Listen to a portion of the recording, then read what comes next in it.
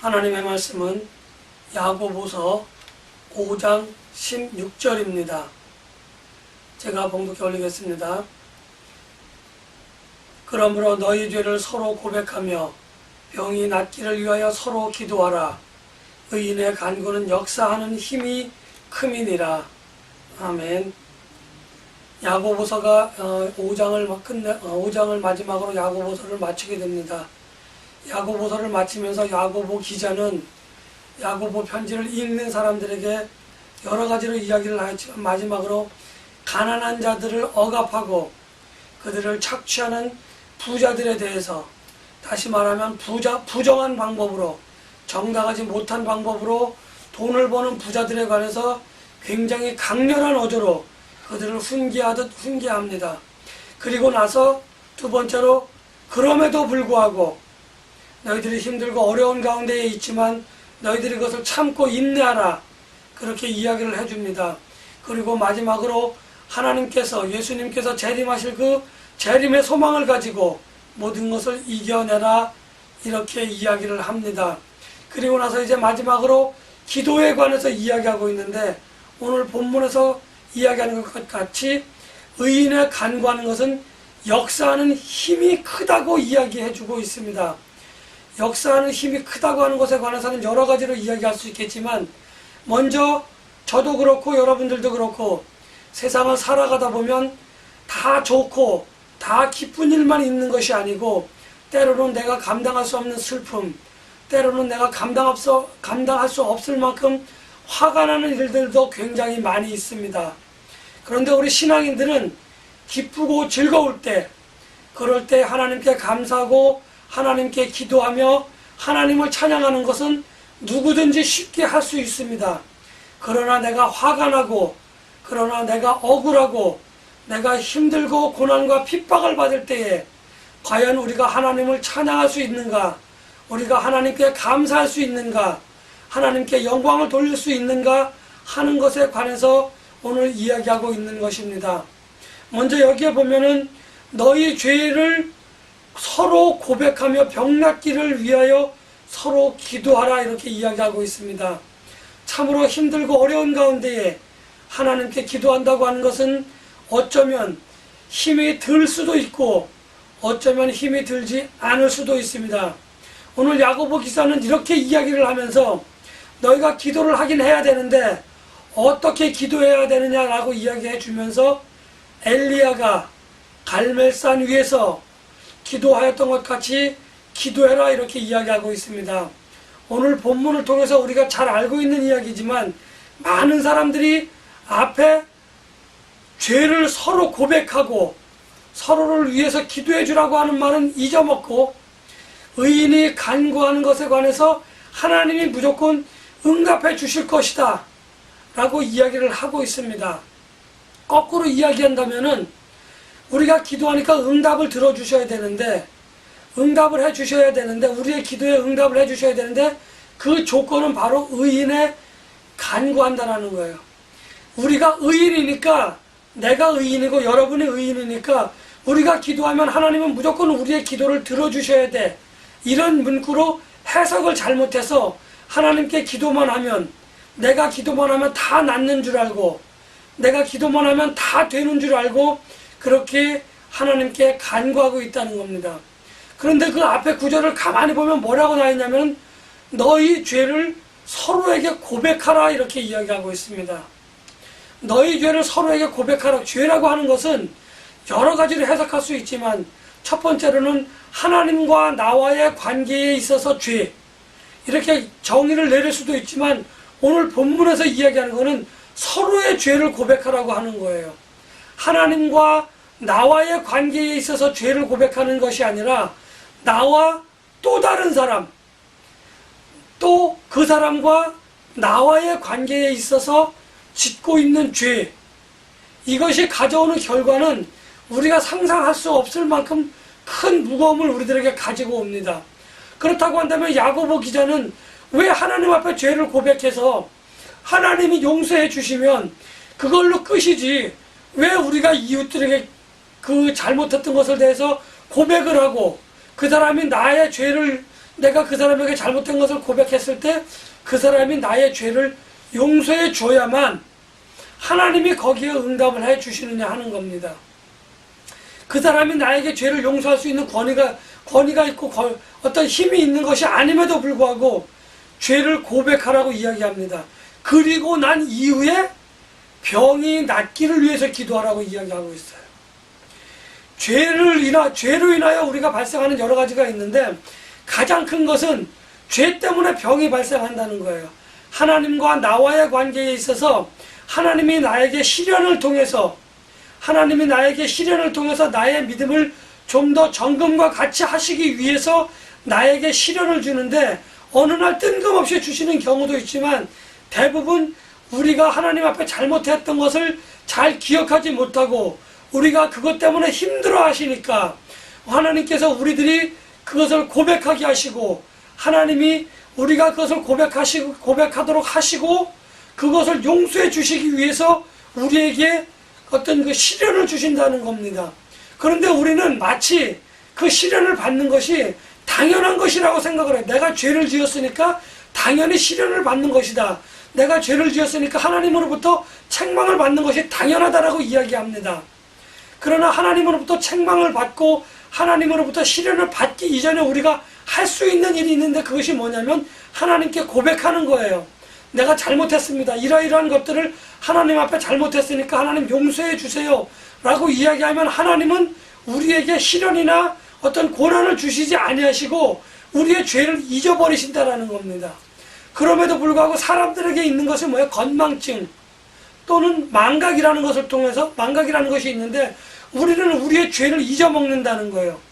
반대로 이야기하면 우리는 죄에 대해서 굉장히 민감하지 못한 거예요. 죄에 대해서 센서티브하지 못하기 때문에 우리는 그게 죄인지조차도 모르고 그냥 지나갈 때가 있다는 겁니다. 그래서 하나님께서 처음에는 가만히 두고 계시지만 이것이 점점 쌓이면 티끌모아 태산이라고 먼지가 우리 눈에 보이지 않는데 이것이 한 달이고 두 달이고 쌓이면 뿌옇게 먼지가 쌓여서 굉장히 지저분한 것이 우리 눈에 보인다는 거죠. 하나님께 우리가 짓는 죄도 마찬가지예요. 하나하나 할 때는 눈에 안 보이는데 이것이 나중에 먼지처럼 쌓이면 지저분해지고 그것을 반드시 치워야 되는 때가 있는 겁니다. 그런데 그때까지 하나님은 기다리셨는데 그때까지도 치우지 아니하시면 하나님은 거룩하시고 하나님은 성결하시기 때문에 죄가 있는 우리들과 교제를 하고 싶어 하시는데 교제를 할 수가 없어요. 왜? 죄라고 하는 것이 우리와 하나님 사이를 막고 있기 때문에. 그래서 하나님은 우리와 교제하시기 위해서 그 죄를 치우도록 하시기 위해서 네가 나에게 고백만 하면 내가 이 죄를 다 치워주겠다. 내가 치우는 게 아니라 하나님이 치워주시겠다고 우리들에게 이야기를 해주시는 것이 시련이고 핍박인 것입니다. 그래서 시련과 핍박이 있을 때 우리는 감사를 할 수 있을 정도로 우리의 믿음이 튼튼해져야 되는 거예요. 우리의 믿음이 그만큼 성숙해져야 되는 겁니다. 그로잉업 해야 되는 거예요.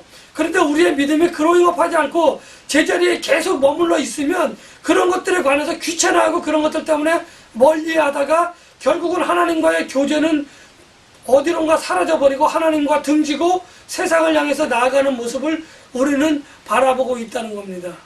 제가 얼마 전에 유튜브로 드라마를 하나 봤는데 거기에 보니까 뭐라고 이야기하고 있냐면은 자기가 괴물이 되어져 가는 것을 모르면서 자기가 괴물이 되어져 남이 시키는 대로 하다 보니까 자기가 하고 싶은 대로 하다 보니까 자기가 괴물이 되어지는 것을 자기는 모르는데 다른 사람들은 그 사람이 괴물이 되어진 것을 볼 수 있다는 거예요. 죄가 바로 이런 겁니다. 내가 죄를 지었을 때 별거 아닌 것 같은데 그 죄 때문에 내가 하나님과 멀어져 간다는 거예요. 그래서 우리는 하나님과의 관계에 있어서 죄를 고백해야 되는 겁니다. 그리고 두 번째로 왜 우리가 그럼 이웃들에게 하나님 내가 이웃에게 잘못했습니다라고 하는 것을 고백을 하고 그리고 그 사람에게 가서 또 내가 너에게 정말 실수했어. 내가 정말 내가 죄인 줄 모르고 너에게 잘못했는데 참으로 미안하다. 네가 나를 용서해 줬으면 좋겠다. 라고 고백을 해야 된다는 거죠. 왜? 마태복음에 보면 예수님이 뭐라고 이야기하시냐면 베드로에게 천국 열쇠를 주면서 내가 땅에서 매면 하늘에서도 매일 것이고 땅에서 풀면 하늘에서도 풀어줄 것이다. 이렇게 이야기하고 있는 겁니다. 많은 신앙인들이 죄라고 하면 하나님과 나와의 관계만 따져요. 그런데 내가 하나님께 고백한 죄를 할지라도 이웃들에게 가서 고백을 하고 이웃들의 용서를 구하지 못하면 그 죄는 하늘에 고백을 하였지만 그 죄 때문에 하나님과 나와의 길은 여전히 바리케이트가 쳐 있는 것처럼 막혀 있다는 거예요. 그래서 땅 위에 있는 그 사람과 나와의 바리케이트를 치울 때 하나님께서 하늘에 있는 바리케이트를 치우시고 우리들을 맞아주시고 우리들과 교제를 하실 수 있다는 것을 오늘 우리들에게 이야기해 주고 있는 겁니다. 그래서 이웃에게 가서 죄를 고백을 하고 그 사람의 용서를 받고 그렇게 해야 된다는 거죠. 그리고 아픈 사람이 할 게 뭐예요? 그리고 병 낫기를 위해서 아픈 사람, 병에 걸린 사람, 아픈 사람을 위해서 기도를 해줘야 되는 겁니다. 아픈 사람이 할 수 있는 아픈 사람이 가지고 있는 어떤 그 요구사항이 신앙인들끼리는 두 가지가 있는데, 첫 번째는 뭐냐면 오늘 본문에 나와 있는 것처럼, 오늘 성경에서 말하는 것처럼 교회의 장로들을 초청을 해서 그 장로들로 하여금 나를 위해서 기도해 달라고 요구할 수 있는 권리가 있다는 겁니다. 여러분들에게 무슨 문제가 생겼을 때 그것을 혼자 해결할 수도 있지만 도저히 해결이 불가능하다고 판단되어졌을 때는 교회에 있는 장로들, 여기서 장로들이라 하면 요즘 말로 이야기하는 장로들 뿐만 아니라 목사들, 권사들, 교회에서 일을 하고 있는 모든 직분자들을 이야기하고 있는 거예요. 그들을 부를 수 있는 권한이 아픈 사람은 있다는 겁니다. 내가 마음이 아프고 내가 몸이 아플 때 교회에 있는 사람들을 부를 수가 있는 권한이 내게 있는 거예요. 그리고 그 사람들로 하여금 당신들은 나를 위해서 기도해 주십시오, 이렇게 요구할 수 있는 권리, 두 가지 권리가 몸이 아픈 사람에게 있다는 거예요. 그러니까 몸이 아픈 사람은 아픈 걸 숨길 필요가 없어요. 마음이 아픈 사람은 그것을 숨길 필요가 없어요.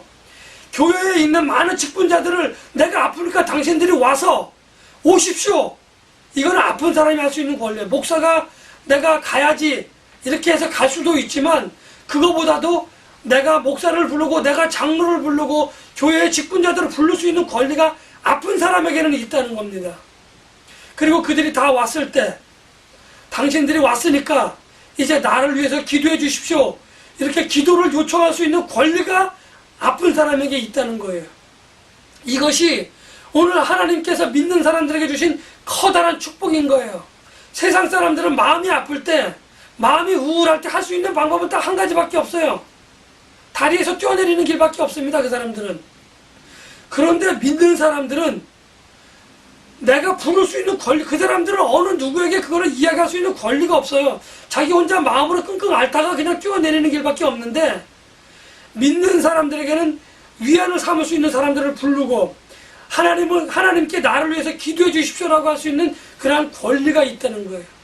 그럴 때 아픈 사람들이 부르고 그 사람들이 기도하고 또 서로의 죄를 고백해서 용서를 받았을 때, 그랬을 때 그 사람들이 하는 그 기도는 역사하는 힘이 크다는 거예요.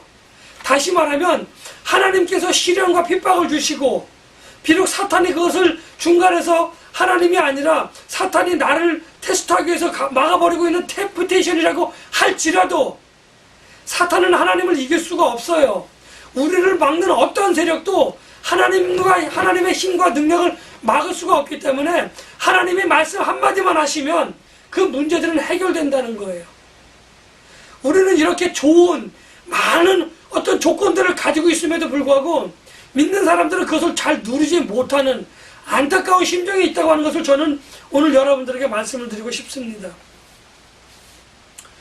우리가 옛날에 지금 오늘 이 야고보서에서 말하는 이 5장 16절의 이 말씀이 야고보 기자가 기록할 때에 아픈 사람들에게는 어떤 일들이 있었느냐면은, 아픈 사람들을 교회에서 장로들을 불러요. 내가 아프니까 와서 기도해 주십시오라고 부르면 이 장로들은 그냥 가는 게 아니고 기름을 가지고 갑니다. 뭐 올리브 오일 정도 되겠죠. 이런 것을 가지고 가서 아픈 사람 머리에다 이렇게 기름을 발라줘요. 기름을 발라주면 이제 그리고 기도를 해주는데, 여기에서 중요한 것은 뭐냐면 기름을 발라주면 병이 낫는 것이 아니라는 거예요. 이것은 어떤 세러머니의 한 형태지, 기름을 바름으로 인해서 병이 낫는 게 아니라 병이 낫기를 위해서 기도해 주었을 때 그 기도의 응답으로 병이 낫는다는데, 낫는 것을 우리는 이야기를 하고 싶은데, 많은 사람들은 기름을 바르면 병이 낫는 줄 알고 있었다는 겁니다. 그래서 야고보 기자가 그것을 지적해 주기 위해서 기름을 바르는 그 의식이 중요한 것이 아니고 기도를 해라. 기름을 바르는 게 중요한 게 아니고 기도를 해라. 그러면 너희 병이 나을 것이다 라고 야고보 기서는 이야기해 주고 있는 겁니다.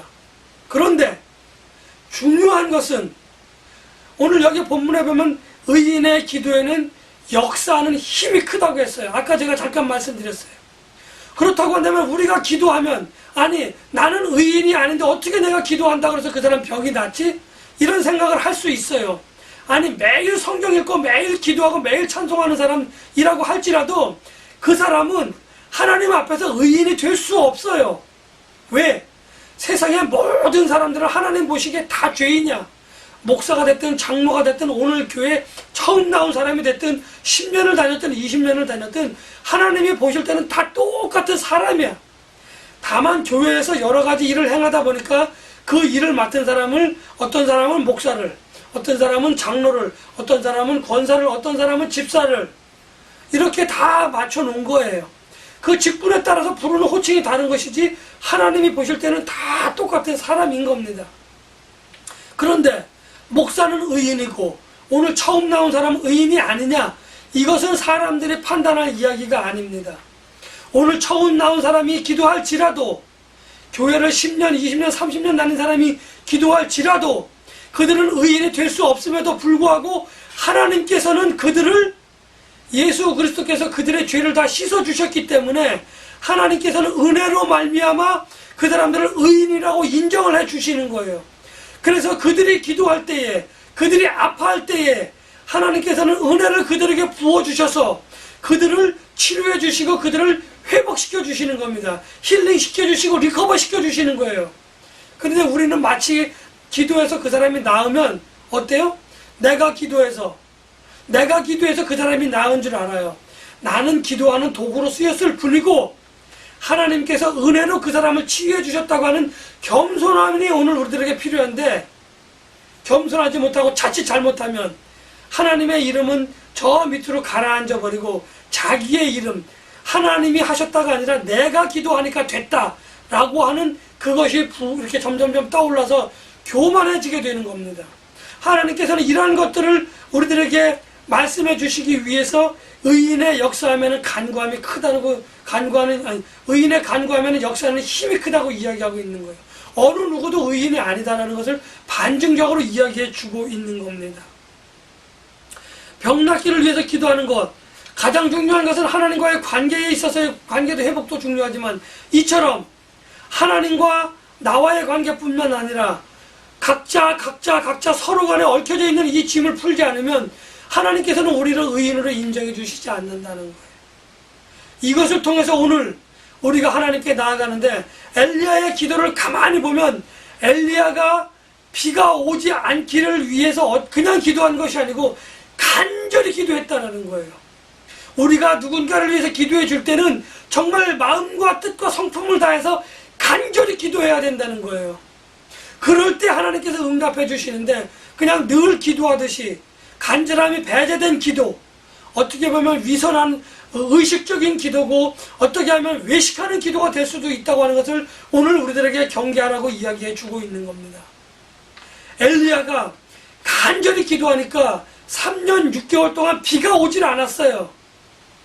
그래서 이제 하나님을 놓고 바알 선지자들과 엘리야 선지자가 대결을 합니다. 갈멜산 위에서. 하나님께 간절히 기도한 그 기도가 응답이 되어지는데 3년 6개월 동안 비가 안 왔어요. 어떻게 기도했을까? 간절히. 그런데 막 하다가 바알 바알을 섬기는 선지자들이 아침부터 저녁 때가 다 되도록 하루 종일 기도를 했는데도 바알은 신이 아니니까 그 바알은 비를 내리게 하지 못했어요. 그래서 이제 엘리야 선지자가 자기 차례가 됐어. 너네들이 신이 이제 잠자니까 너네 내려와라. 내가 너희들 신보다 더 위대한 하나님께 내가 기도해 보겠다. 그리고 바알 선지자는 또 기도를 간절하게 합니다. 무릎 속에 머리가 들어갈 때까지 고개를 숙여가면서 간절히 기도했더니 시간이 어느 정도 흐르니까 이제 비가 포함되니까 비구름이라고 하죠. 비가 있는 그 구름이 멀리서부터 손바닥만한 구름이 점점 커지면서 옵니다. 그러더니 마침내 갈멜산의 제단 위에 제단에 재물을 놓고 거기에 물을 뿌려서 불이 붙지 않게 했음에도 불구하고 하나님께서는 갈멜산에서 그 엘리야 선지자가 기도하는 그 기도에 응답을 주셔서 그 제단의 재물이 다 불타버리는 그러한 기도를 그렇게 응답을 해주셨다는 거예요. 그리고 마침내 바알 선지자들을 다 때려 부셨다는 거죠. 다 때려 죽였다는 겁니다. 이렇게 기도할 때에 내가 목사가니까 기도하니까 당연히 응답되어지는 것이고, 저 사람은 처음 나온 사람이니까 기도하면 응답이 안 되어지는 것이 아니라, 누가 기도하든지 간에 하나님을 믿는 마음으로 하나님께서 이루어 주실 것이라고 하는 그 간절한 소망을 가지고 기도하는 그것은 얼마든지 응답을 맺기에 충분한 조건이 되어진다고 하는 것을 저는 오늘 여러분들에게 말씀을 드리고 싶어요. 때로는 우리의 기도가 응답되어질 때 하나님께서는 늘상 기사와 이적으로 우리들에게 모든 것을 보여주시기도 하지만, 때로는 기사와 이적으로 우리들에게 응답하시지 않으실 때도 있어요. 그런데 중요한 것은 반드시 기사와 이적을 통해서 응답되어지는 기도가 아니라 할지라도 하나님께서는 여러분들과 저에게 우리가 생각하고 있는 것보다 더 크고 더 놀랍고 더 세밀한 기도의 응답을 주신다는 것이 오늘 우리가 하나님을 찬양할 당연한 이유가 되어지는 겁니다. 그러니까 신앙생활을 잊어버리고 했을지라도, 하나님을 잊어버리고 살았을지라도 어느 날 문득 하나님께서 해결해 주실 것이다 라는 확신이 든다고 한다면, 그 자리에서, 그 생각이 나는 그곳에서 1초가 됐든 10초가 됐든 1분이 됐든 10분이 됐든 하나님께 그 문제를 해결해 주실 것이라고 하는 그 확신을 가지고, 그 간절한 마음을 가지고 기도를 한다고 하면은, 오늘 하나님께서는 역사하는 힘이 크게 우리의 기도에 응답해 주실 것이라고 하는 것을 저는 여러분들에게 말씀을 드리고 싶습니다. 오늘 제목을 간단히 살펴보면 죄를 고백하라라고 이야기하고 있습니다.